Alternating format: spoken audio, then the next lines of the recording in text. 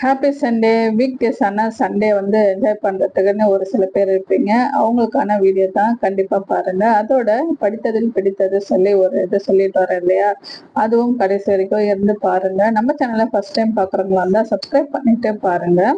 இந்த ரெசிபி என்னன்னு பார்த்தீங்கன்னா, நம்ம ராகி புட்டு இதை பற்றிலாம் வந்து லாஸ்ட் பிளாக்ல கண்டிப்பாக சொல்லியிருப்போம். நிறைய பேர் பார்த்துருந்தீங்க. இது எப்படி செய்கிறதுன்றதையும் இதில் சொல்லிடுறேன்.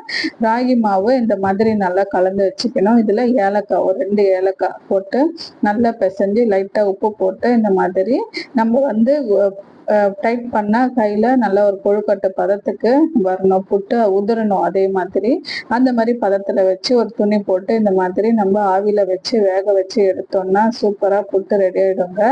அதை எடுத்துட்டு நம்ம சர்க்கரை தேங்காய் இதெல்லாம் போட்டு சாப்பிட்டோன்னா ஒரு நல்ல ஒரு ஸ்ட்ரென்த்தான ஒரு புட்டு வந்து ரெடி ஆகிடும்.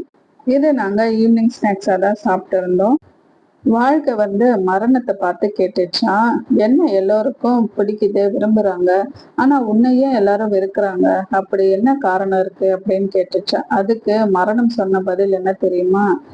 ஏன்னா நீ அழகான பொய், நான் கசப்பான உண்மை. அதுதான். இந்த கசப்பான உண்மை வந்து எல்லோரும் கண்டிப்பா ஏத்துப்பீங்கன்னு நினைக்கிறேன். அதனாலதான் அது வந்து உண்மையா இருக்கு.